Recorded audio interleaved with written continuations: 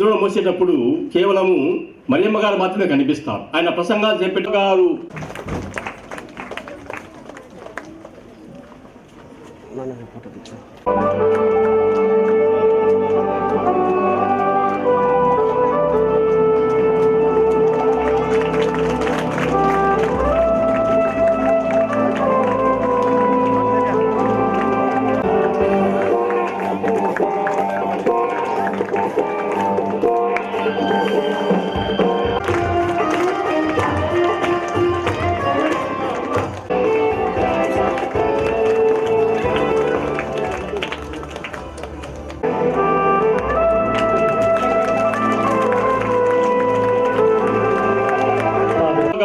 చనిపోయిన తర్వాతనే యేసు ప్రభువు తన యొక్క బహిరంగ జీవితాన్ని ప్రారంభించి ఉండవచ్చు అని కొందరు పండితులు చెబుతారు. 30 సంవత్సరాల ప్రాయములో యేసు ప్రభువు ఆయన బహిరంగ జీవితాన్ని ప్రారంభించినట్లుగా మనము ఈ బైబిల్లో ఆధారాలు కనిపిస్తూ ఉన్నాయి.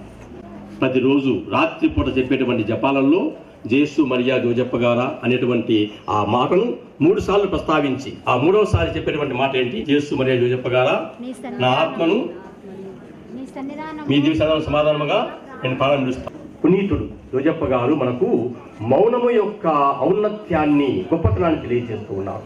కొన్నిసార్లు ఏదైనా కష్టంగా ఉన్నప్పుడు, నిన్ను చాలా బాధ పెట్టి విషయం కలిగినప్పుడు ఏం మాట్లాడగా మౌనంగా ఉండి ప్రశాంతంగా ఏకాంతంగా వెళ్ళి గారు మన కుటుంబాలకు ఒక ఆలంబన కావాలి. వారి జీవితం మనలో పరివర్తనకు, మార్పుకు శ్రీకారం చుట్టాలి.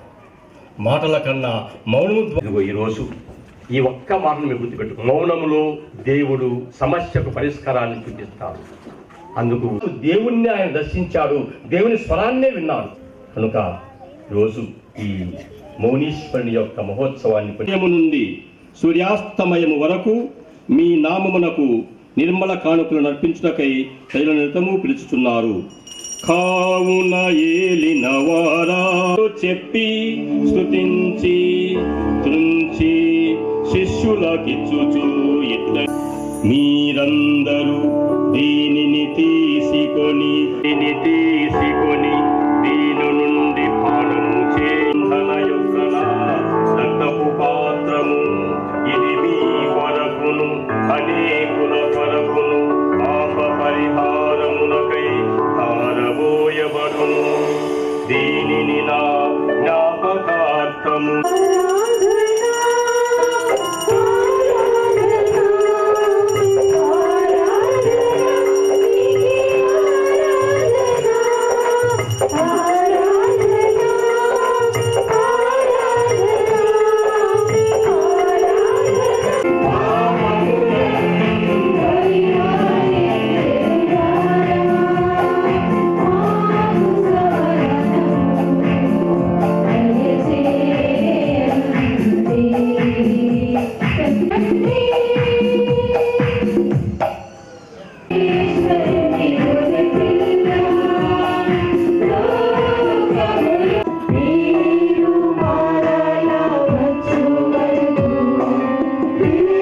మన ప్రభువు నేర్పించినటువంటి పరలోక జపాన్ని చెప్పుకుందాం.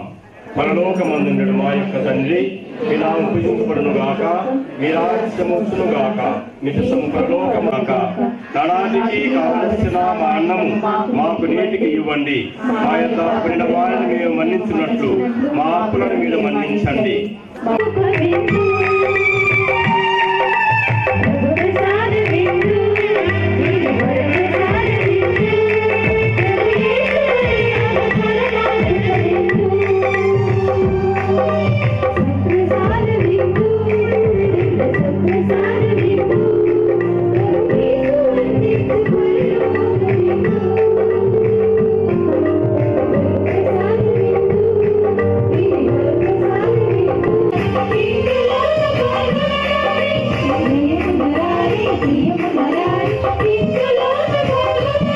క్రీస్తులో ప్రియులకు సహోదరి సహోదరులారా, కథోలిక శ్రీ సభలో జోజప్ప గారు ఒక 2వ ప్రముఖ వ్యక్తిగా ఉంటూ ఉన్నారు.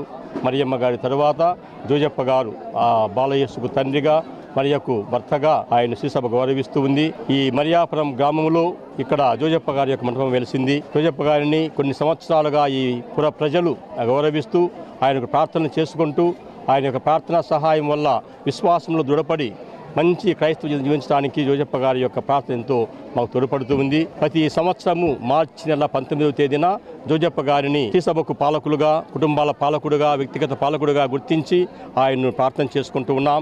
ఈరోజు ఈ మరియాపురం గ్రామంలో ఈ 19వ తేదీ జోజప్ప గారిని ప్రత్యేకంగా ప్రార్థన చేసుకొని ఆయన యొక్క మధ్యవర్తి ప్రార్థనా సహాయం వల్ల వారి యొక్క సుగుణాలను ధ్యానం చేసుకున్నాం. ముఖ్యంగా జోజప్ప గారు ఒక మునీశ్వరుడుగా, మౌనిగా దేవుని యొక్క చిత్తాన్ని పాటించాడు, నీతి జీవితాన్ని జీవించాడు, ప్రామాణికంగా ఉన్నాడు. ఆయన జీవితము మాకెంతో ఆదర్శంగా ఉంది.